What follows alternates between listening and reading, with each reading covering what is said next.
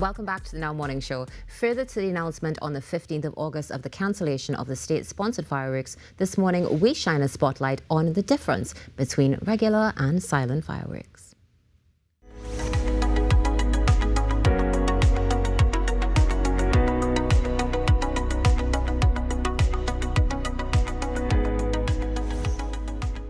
Inside your spotlight this morning, we welcome Elspeth Duncan of Venus Dogs of Love NGO and animal rescuer/advocate. We also welcome Mr. Roger Marshall, founder of Animals 360 Foundation and the coordinator of Fireworks Action Coalition of Trinidad and Tobago. They join us via Zoom. Good morning to you both. Good morning. Good morning. Thank you so much for joining us this morning. Firstly, I know that you would have put out an official release, Mr. Marshall, from the Fireworks Action Coalition of Trinidad and Tobago, but tell me how you're receiving the news of the cancellation of the fireworks. Is this a win for seniors, animals, for babies? How do you see it from the position of FACTT? I'm not hearing you. You're not hearing me at all? Very. Can you repeat the question? I didn't hear the actual question. I was just asking for your response to the cancellation of the fireworks display on Independence Night. Oh, we welcome the announcement. What is important to take from this, I think, is the excitement that has been generated throughout the nation over this weekend based on this announcement. If you look at the social media comments, the media comments, over 90% of the feedback is positive insofar as the fireworks element of it goes. There is some more negative feedback on the parade. People seem to want the parade and are going to miss the parade. But it's important that we take from it the feedback we have seen about the fireworks. And this is in line with all of the consultations that were done on fireworks the last couple of years, where over... Mr. Marshall? Called for a strengthening of legislation to manage this whole issue of fireworks. Now, they have come out in this announcement and they've spoken about silent fireworks in the hands of the public. There's no such thing as silent fireworks. You need to talk, when you're talking about silent fireworks, you need to address the actual decibel level of the fireworks. What are we talking about when we talk about fireworks, silent fireworks? There's no such thing. If my neighbor was to discharge silent fireworks, my dogs would go off. True, the announcement has said with permit. Now, we do not know what that involves, so we really need to know more to know what the true impact is going to be. But in short, I think the population in general is excited with the announcement. They're looking forward to a peaceful night for a change that we haven't had for many, many years. And what we need going forward, because remember, this really only addresses this one occasion of Independence Night. So what we need going forward is to the government now to move with dispatch to enforce legislation that really addresses responsible use of fireworks. And the number one priority, and I think non-negotiable, is that we must take fireworks out of the hands of the general public. You cannot have fireworks in the general public and enforce legislation. History has proven it is impossible to enforce legislation with respect to fireworks, just based on the whole dynamics of fireworks and where it is set off and where it explodes. It's a very, very difficult thing to do. So really going forward, we need to take fireworks out of the hands of the general public and have proper regulations to safeguard the population. Okay. I mean, the question is brought up by many about banning it entirely. I don't know if that's necessary. I think we could possibly find a happy medium with some proper regulation, but we need to be strong and we need to have the will to do it. Yeah, and I think we would need to break down what those proper regulations would involve, most definitely. But let me jump across to Elspeth for a second, because I wanted to find out, I mean, I imagine you also share the sense of relief because you've been advocating, you're animal rescue advocate, so I would imagine that your concern is primarily with the animal's safety and well-being when it comes to things like fireworks. But what are some of the things that oftentimes bothers you and bothers the animals when it comes to fireworks that we may not be aware of, that we need to take into consideration when observing this decision? Well, first of all, let me say that, very well expressed by Roger. Everything that he said, I agree with, except, now I know this may not sound realistic on a larger scale, but I tend to lean towards the banning of fireworks because, as Roger said, silent fireworks are not silent. And any firework display is going to affect animals in the area or anyone in the area who's sensitive to that level of noise, even if it's a state-funded display that has, fireworks have been taken out of the hands of citizens, let's say. I think we live in a very innovative world. And it's time to get more innovative with our national displays.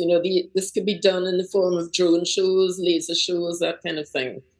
But to get back to your question, what affects animals is really the noise. I mean, it's just very straightforward. And as rescuers, and I speak on behalf of all rescuers, on any day or days after firework displays, there are countless animals on the roadways, injured, dead, lost. Now, a lot of people say, oh, we love fireworks. Now, I'm not saying anything against people who love fireworks. Everybody has their own perspective.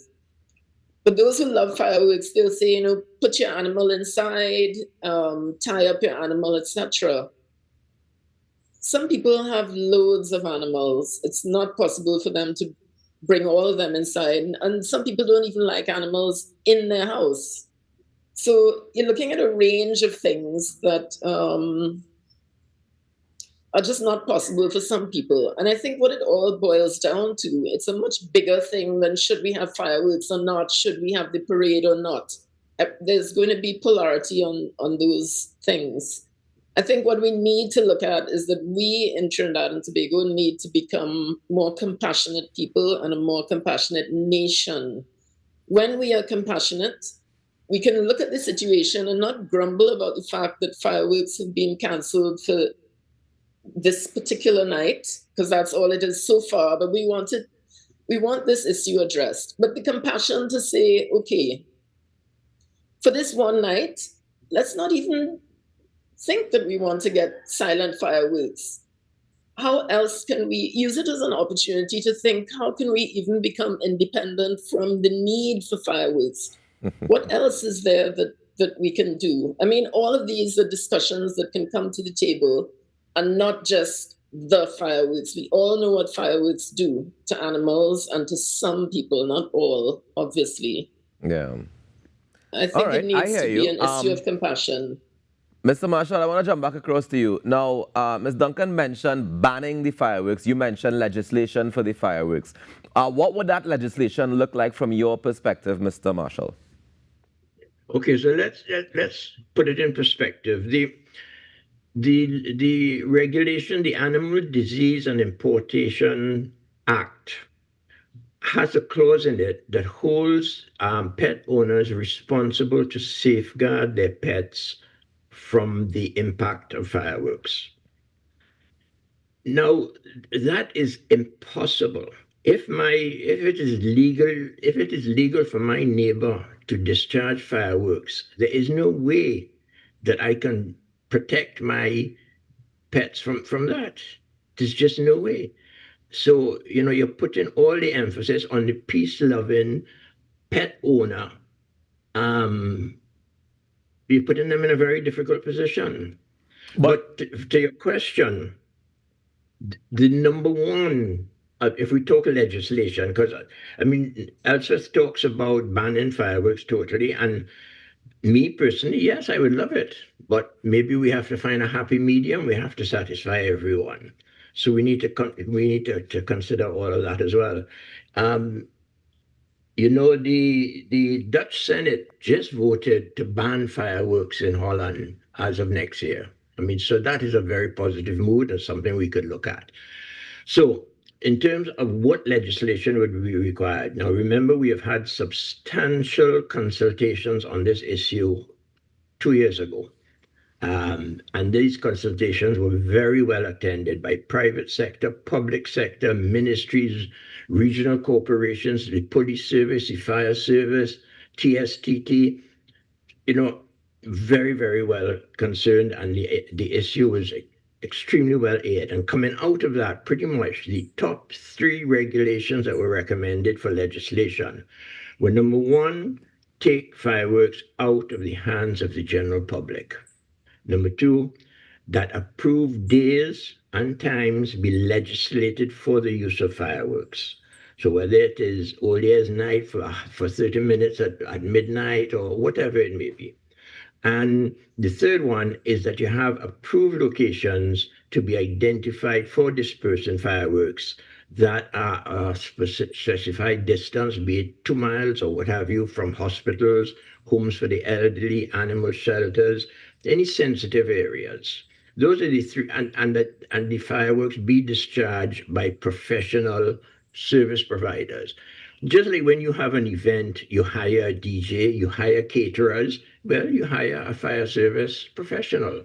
Yeah. And then it has to be in an approved location. So Mr. Marshall, those are the yes. let me just interject for a second, because I know that there are already specific items of the legislation that you mentioned there. So, for example, one of the things that's supposed to be there is that we are supposed to be in a park a certain distance away. You're not supposed to be able to let off fireworks in any urban areas. And we have those things already in legislation. I think the challenge that we face is, how do we enforce them? Do we have enough manpower? Do we have enough police power to be able to enforce these regulations? Is the public even aware that we have this as a regulation for use of fireworks, and how do we make sure that everybody stays on top of it? I think that is part of the challenge. Would you agree? I agree, absolutely. Enforcement is very difficult, as I said earlier, because of the geography. If you could dispatch a fireworks in one location and it explodes 100 meters away, yeah, there's no way to tie it down. But the only legislation right now is that you cannot discharge fireworks within a town without a permit. Yeah. Now, the towns only apply to Port of Spain, San Fernando, and Arima. That is the towns we have in Trinidad according to the laws. So, and then the rest of the law is that you cannot discharge fireworks within 60 feet of a roadway, right? Which is not very much. So yes, it's impossible to enforce what we have right now, and that's why we need to take it out of the hands of the general public. It's impossible to enforce. I hear you. Well, let me say thank you both. Let me say thank you both for joining us this morning and for sharing these nuggets, because I think definitely something that we needed the perspective on, and to be able to have you all share with us, we definitely appreciate it. Thank you very much, both Elspeth and Roger. Thank you very much for joining us this morning. Yeah, thank you. Thank you. No problem at all.